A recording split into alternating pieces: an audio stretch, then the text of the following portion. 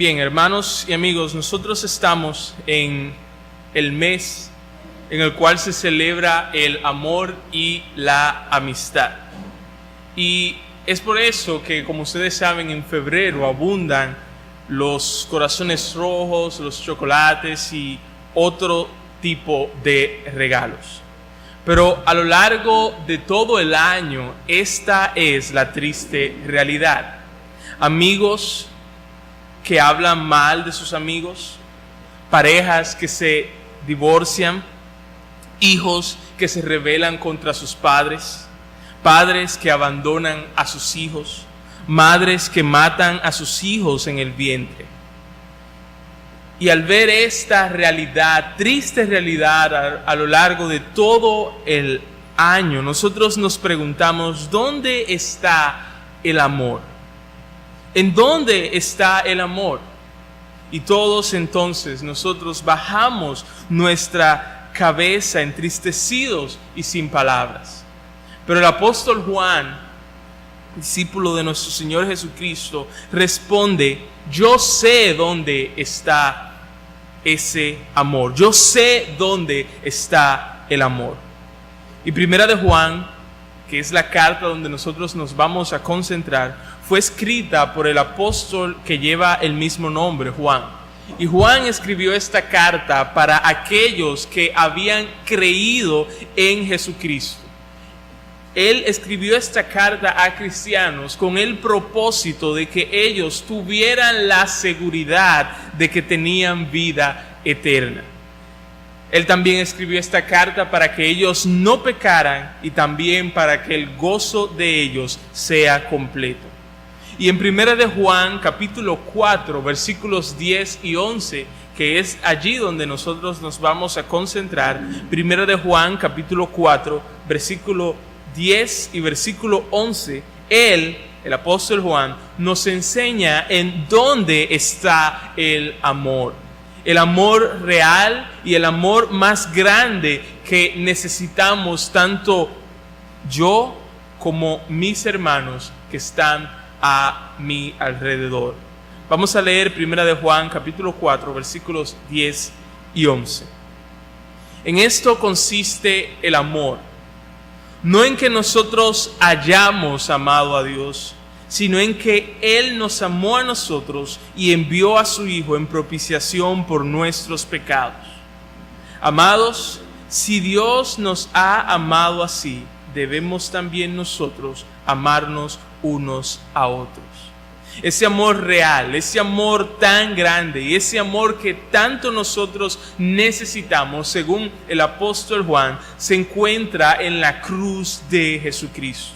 Y es cuando nosotros hemos experimentado ese amor que nosotros estaremos listos para dar ese amor a quienes están a nuestro alrededor. Y básicamente de esto va a tratar el sermón. Vuelvo a repetir la idea. Es en la cruz del Calvario de Jesucristo donde nosotros encontramos ese amor tan real, tan grande que nosotros todos necesitamos. Y es una vez que nosotros hemos experimentado ese gran amor que nosotros vamos a estar listos para dar ese amor a aquellos que están a nuestro alrededor. Y quiero que veamos en primer lugar su amor por nosotros. Su amor por nosotros, ese va a ser nuestro primer punto. En el versículo 10, como ustedes se fijan, el apóstol Juan pasa o describe en qué consiste el amor, o dicho de otra manera, en dónde está el amor. Específicamente el apóstol Juan está hablando en este versículo del amor que Dios tiene por nosotros. Él comienza diciendo, no en que nosotros hayamos amado a Dios. Y esa verdad que Juan está diciendo aquí es contraria a lo que muchos piensan hoy en día. Esta verdad es contraria a cómo muchos se ven a sí mismos hoy en día. Muchos piensan que aman a Dios simplemente porque ellos creen que Dios existe. Muchos piensan que ellos aman a Dios simplemente porque ellos no maldicen a Dios con sus labios. Pero Dios es veraz, como dice la Biblia, y todo hombre es mentiroso. Y para que el hombre, y hablo en el sentido de varón y hembra, sea salvo, es necesario en primer lugar confesar o ponerse de acuerdo con Dios en lo siguiente: ni tú ni yo amábamos a Dios. Ni tú ni yo amábamos a Dios. Eso es lo que dice este pasaje. El hombre, contrario a lo que muchos piensan, no nace con un corazón que está inclinado hacia Dios. El hombre no siempre ha estado buscando de Dios.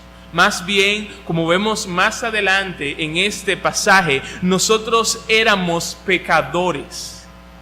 Y eso es todo lo contrario. Ser un pecador es todo lo contrario a ser una persona justa y ser una persona buena. Nosotros éramos indiferentes a Dios. A nosotros no nos importaba la voluntad de Dios. Y todo cristiano verdadero puede saber esto como verdad por experiencia propia. Según Efesios capítulo 2, nosotros seguíamos la corriente de este mundo. Según Efesios capítulo 2, nosotros éramos hijos de desobediencia. Nuestros pensamientos, nuestros deseos y nuestra voluntad hacía cosas que desagradaban a Dios. Y según Romanos capítulo 5, nosotros éramos impíos con un carácter contrario al carácter santo de Dios y éramos sus enemigos con un corazón rebelde que se oponía tanto a Dios como su ley. Así que el amor no está en que nosotros amábamos a Dios. El amor no consiste en que nosotros en un principio amábamos a Dios. Y si el amor no está en que nosotros amábamos a Dios, la pregunta entonces es: ¿en qué o en dónde está el amor? Y Juan responde: sino en que Él nos amó. Y después agrega: a nosotros. Dicho de otra manera, Él me amó a mí, Él te amó a ti. Aunque Él es digno de nuestro más ferviente amor, nosotros no le amamos. Y aunque nosotros no éramos dignos de tan grande amor, Él aún así nos amó. A pesar de que nosotros seguíamos la corriente de este mundo, en oposición a Él, corriendo de Él, no hacia Él, sino lejos de Él. A pesar de que nosotros éramos desobedientes, a pesar de que aquello que nosotros pensábamos, deseábamos y hacíamos era cosas desagradables a Dios, Dios nos miró y su corazón se conmovió. A pesar de tener un carácter contrario al carácter santo y justo de Dios, a pesar de nosotros ser rebeldes, el corazón de Dios se regocijó, se alegró en hacernos bien. Y obviamente no fue por nada en nosotros, porque ¿qué teníamos nosotros sino mucho pecado? No fue por nada en nosotros, sino que fue por Él. Teniendo abundante amor y siendo Él mismo el amor, Él quiso enamorarse de nosotros, según nos dice en este pasaje. La pregunta es: ¿a qué lo llevó ese amor? ¿A qué llevó ese amor a Dios? ¿Qué fue lo que hizo que ese amor que Dios tenía en su corazón hiciera o Dios hiciera? El texto responde: y envió a su Hijo en propiciación por nuestros pecados. Dios mostró su amor por nosotros, pero ese amor no fue demostrado a Él enviar a uno de sus ángeles, sino que Dios envió a su propio Hijo para hacernos bien. Su propio Hijo para hacernos bien. Y aquellos que son padres pueden tener una idea más cercana de qué se refiere esto de enviar a su Hijo o entregar a su Hijo. Y permítanme explicar por qué esto es una gran cosa, que Dios haya enviado a su propio Hijo. Jesucristo, en primer lugar, es único en su clase. Jesucristo no es como nosotros. Jesucristo no es ni siquiera como los ángeles. Él es la misma sustancia o esencia divina. Él es Dios mismo. La Biblia nos dice de Jesucristo que Él es el más hermoso, en quien ha sido derramada la gracia de Dios. Él es aquel en quien el Padre se complace, se alegra, tiene placer. Él es aquel a quien el Padre ama con todo su ser, con todo su corazón. Jesucristo es aquel que estuvo en plena comunión con Dios el Padre. Estuvo en una comunión cercana con Dios desde toda la eternidad. Y aún así el texto nos dice que fue a ese Jesucristo, que fue a su propio Hijo, quien Dios envió para hacernos bien.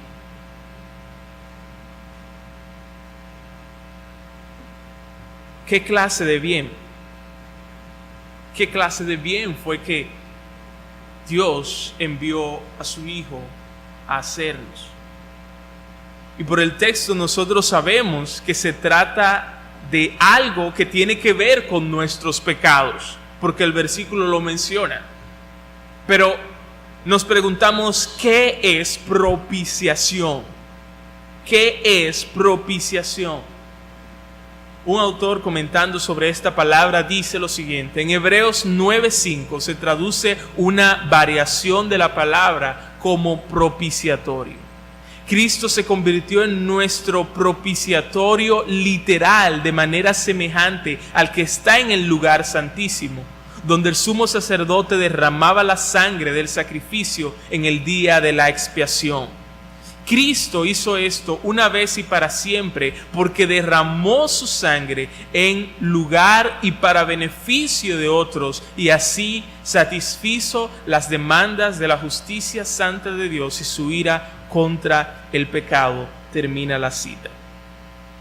De manera resumida, el bien que Dios envió a su Hijo a hacernos se encuentra en la palabra propiciación. ¿Y qué es propiciación? Propiciar es satisfacer la justicia o apaciguar la ira de alguien ofendido. Propiciación es satisfacer la justicia o apaciguar la ira de alguien que ha sido ofendido. Y aquí quien ha sido ofendido y ha sido ofendido gravemente es Dios. Y como Dios es un Dios justo, su justicia dentro de Él clama por satisfacción. Los ofensores somos nosotros con nuestros pecados, y la propiciación, según este pasaje, es Jesucristo con sus sufrimientos hasta la muerte y muerte de cruz. Romanos 3:25 nos dice: a quien Dios puso como propiciación, refiriéndose a Jesucristo, por medio de la fe en su sangre, para manifestar su justicia a causa de haber pasado por alto en su paciencia los pecados pasados. Es por la propiciación que la justicia de Dios es satisfecha y la gracia de Dios es experimentada por los pecadores, ambas cosas al mismo tiempo. Justicia satisfecha y pecadores experimentan lo que es la gracia de Dios. Y hermano que estás aquí, me quiero preguntarte hasta ahora, ¿puedes verte allí? ¿Puedes verte a la sombra de la cruz de Jesús, escondido detrás de esa cruz? ¿Puedes verte? Quiera Dios que por la fe nuestros ojos sean abiertos en este momento una vez más, para que podamos ver este sacrificio como para nosotros de una manera renovada. Que no nos acostumbremos nunca a escuchar el Evangelio de tal manera que ya no nos parezca asombroso o pensemos que necesitamos algo más. Puedes verte allí a la sombra de la cruz de Jesucristo. Puedes verte allí escondido detrás de la cruz de Jesucristo. Puedes escuchar los gritos de agonía de Jesús mientras Dios Padre está arrojando todo su furor como un fuego sobre Jesucristo, y tú allí detrás de la cruz de Jesucristo escuchando a Jesús sufrir hasta la muerte. Puedes verte como Jesús, o puedes ver cómo Jesús fue consumido por el ardor de la ira de Dios, pero tú detrás de la cruz de Jesucristo no sufriste ningún rasguño. Puedes verte. El pecado fue nuestro, pero el alto costo a pagar fue de Jesucristo. Y así de grande, hermanos, amigos, fue el amor de Dios. Así de grande, cristiano, fue el amor de Dios por ti, al enviar a su Hijo amado, en quien Él se complace, a tomar nuestro lugar y sufrir hasta la muerte, para que nosotros no tengamos que sufrir su ira, sino que seamos recibidos, reconciliados y bendecidos. Y me encanta cómo un autor llamado Sinclair Ferguson lo dice. Él dice lo siguiente: cuando pensamos en Cristo muriendo en la cruz, se nos muestra cuán lejos el amor de Dios está dispuesto a ir para traernos de vuelta a Él mismo. Casi, dice él, casi pensamos que Dios nos amó más de lo que Él ama a su Hijo. No podemos medir tal amor por ningún otro estándar. Él nos está diciendo: yo te amo así de mucho. La cruz es el corazón del Evangelio. Esto hace que el Evangelio sean buenas noticias. Cristo murió por nosotros. Él tomó nuestro lugar ante el tribunal de Dios. Él cargó con nuestros pecados. Dios hizo en la cruz lo que nosotros no podíamos hacer por nosotros mismos. Pero también Dios hace algo tanto con nosotros como también por nosotros a través de la cruz. Él nos persuade de que nos ama. Termina la cita. Él nos persuade en la cruz de que nos ama. Como dice un pastor que nosotros conocemos, si Dios envió a su Hijo Jesucristo para que tomara nuestro lugar, y su Hijo Jesucristo fue lo que Él más amaba y es lo que Él más ama, ¿qué otra cosa tú quieres que Dios haga para demostrarte su amor por ti? ¿Qué otra cosa Él tiene que hacer si Él envió lo más preciado por ti? Y aquí yo quiero que nosotros volvamos atrás y hagamos una pequeña pausa. Fíjense que el texto dice: no en que nosotros hayamos amado a Dios, sino en que Él nos amó a nosotros. Y la pregunta es: ¿qué implica eso para nosotros? ¿Qué implica que el amor no consiste en que nosotros hayamos amado a Dios primero, sino que Él nos amó a nosotros primero? ¿Qué implicaciones tiene eso para nosotros? En primer lugar, que no fue el amor nuestro que hizo que Dios nos amara, sino que fue su amor por nosotros que hizo que nosotros le amáramos a Él. Dios no dijo, ámenme ustedes primero y después yo los voy a amar a ustedes. Dios no dijo eso. Dios nos amó primero, envió a su Hijo, obró en nuestros corazones por su Espíritu, abrió nuestros ojos a su belleza, a su hermosura y su gloria, y entonces nosotros le amamos. Él fue quien tuvo la iniciativa, Dios fue quien tuvo la iniciativa de amarnos, y Él no se rindió a pesar de que nosotros no le correspondíamos, sino que envió a su Hijo a buscar y a salvar lo que se había perdido. En segundo lugar, esta verdad de que Dios nos amó primero implica para nosotros que el amor de Dios hoy, no ayer, sino el amor de Dios hoy, no está basado en o condicionado por nuestro amor por Él. Vuelvo a repetir, el amor de Dios por nosotros hoy no está basado en nuestro amor por Él, o dicho de otra manera, no está condicionado por nuestro amor a Él. ¿Qué significa eso? Déjenme explicarle. Dios nos ama perfectamente. ¿Qué quiere decir eso? No podemos hacer nada para que Él nos ame más. Si tú eres cristiano, Dios te ama perfectamente. ¿Y cómo tú sabes eso? Él envió a su Hijo Jesucristo a morir por ti, y Él lo envió no cuando tú lo amabas a Él, sino cuando tú lo odiabas.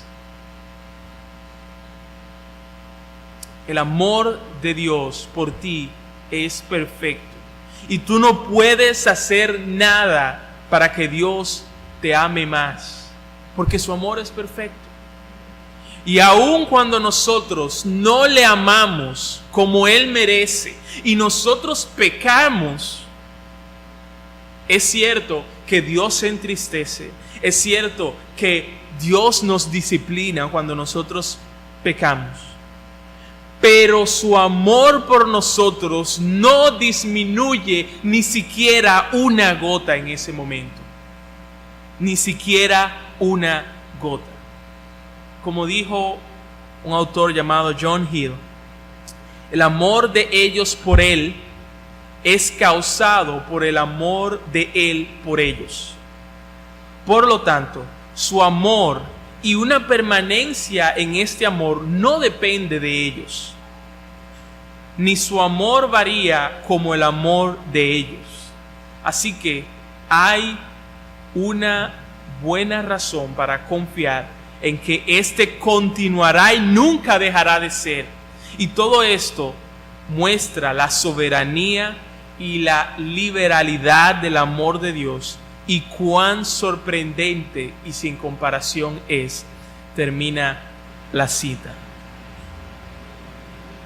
Es una maravillosa verdad saber que aunque nuestro amor muchas veces varía, el amor de Dios sigue siendo invariable y firme.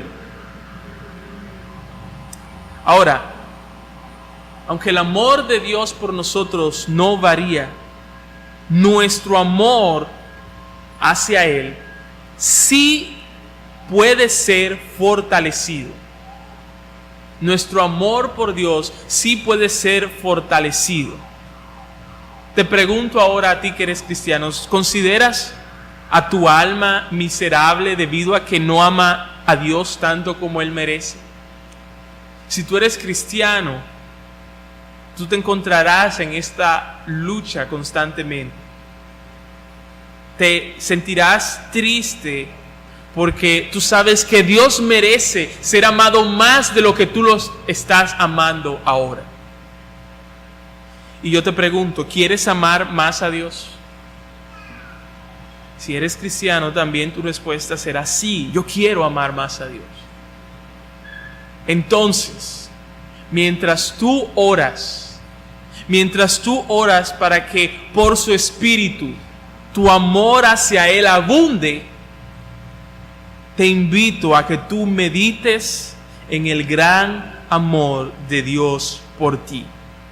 Medita especialmente en cómo Él envió a su Hijo a sufrir el castigo por tus muchos pecados. Medita cómo Él envió a su Hijo a sufrir el castigo que tú merecías para otorgarte perdón.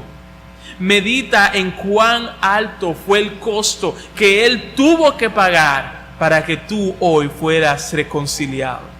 Recuerda que todo eso fue impulsado por el amor que Él tuvo en su corazón por ti. Y entonces verás cómo tu amor por Dios se enciende más y más. Así que ya hemos visto el amor de Dios o su amor por nosotros.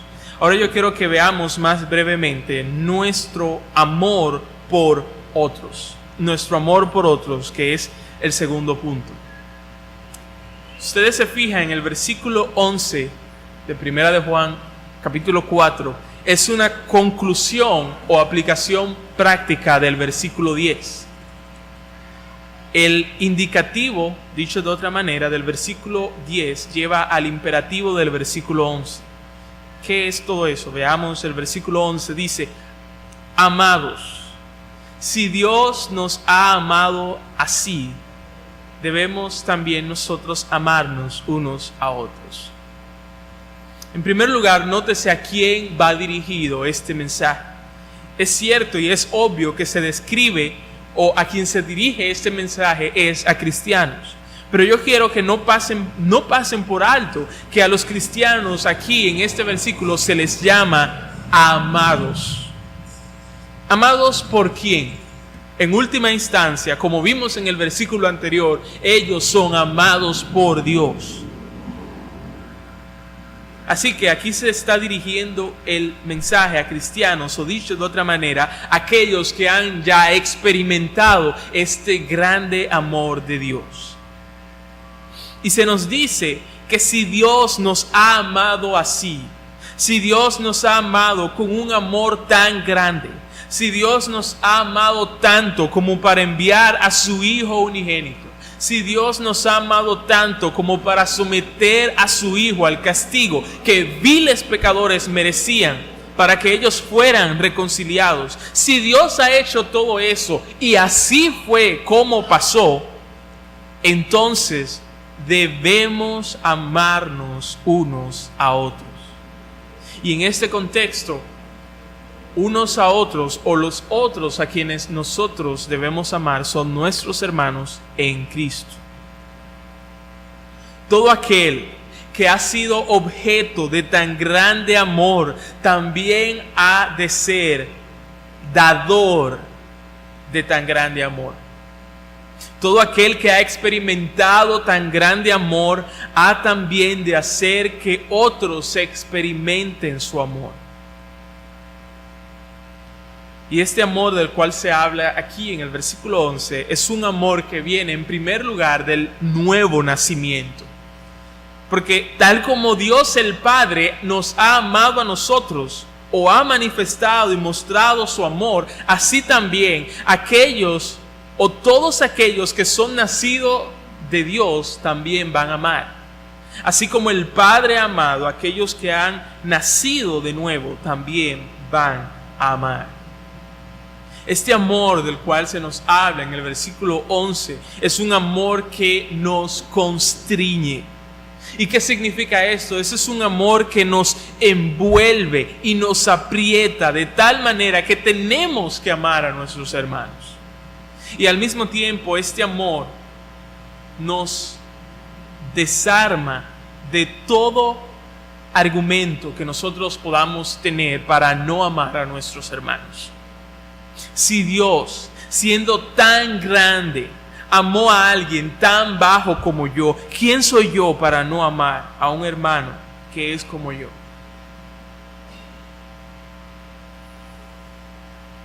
Y aquí como este amor de Dios nos desarma de todo argumento que nosotros pudiéramos tener para no amar a nuestros hermanos. Es que Él no es mi amigo. Tú tampoco eras amigo de Dios cuando Él quiso amarte. Yo no puedo amar a mi hermano porque Él me ofendió a mí.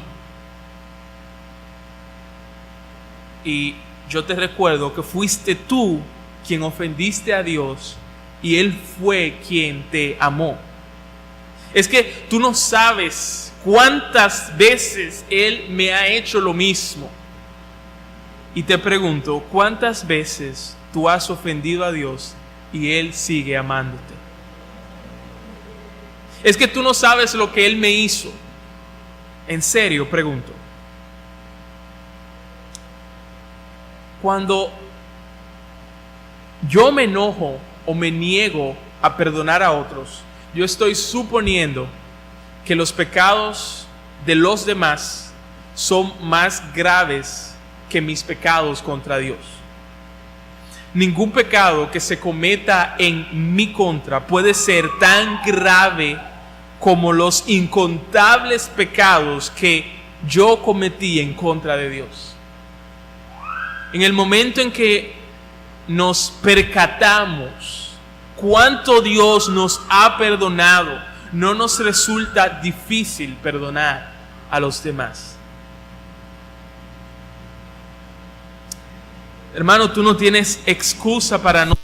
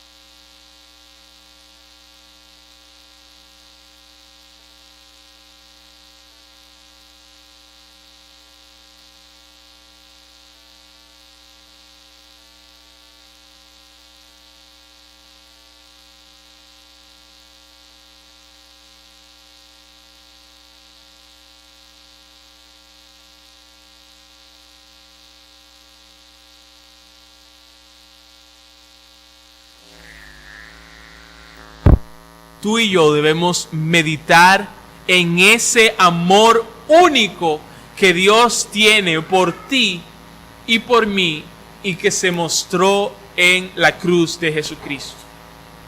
Debemos meditar una y otra vez en este amor único, grande, que tanto necesitamos, que Dios demostró en la cruz de Jesucristo.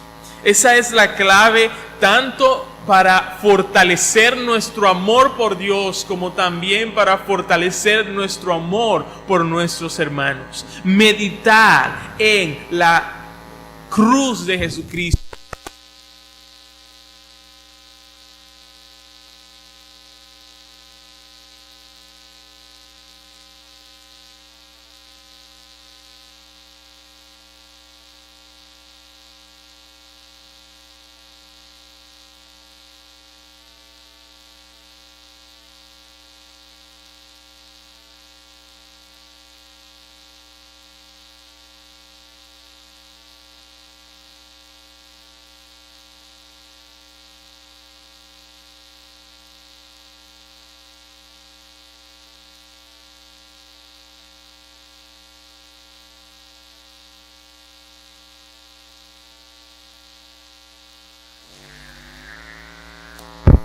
A pesar de todas nuestras debilidades, tú obres en nuestro corazón por tu Espíritu, haciendo lo que nosotros no podemos hacer por nosotros mismos. Señor, te pedimos que tú fortalezcas nuestro amor por ti y que nuestro amor por nuestro hermano abunde. Mientras nosotros meditaremos, nos deleitaremos en el gran amor que tú tienes por nosotros y que fue manifestado en la cruz de nuestro gran Dios y Salvador Jesucristo. Oh Señor, nuevamente deseamos que tú obres en nuestro corazón y que tú, Señor, nos permitas ver una vez más, de una manera renovada, tu gran amor por nosotros, y que esto sea como combustible para que el amor nuestro hacia ti crezca y el amor hacia nuestros hermanos también abunde. Te pedimos estas cosas en el nombre de Jesús. Amén.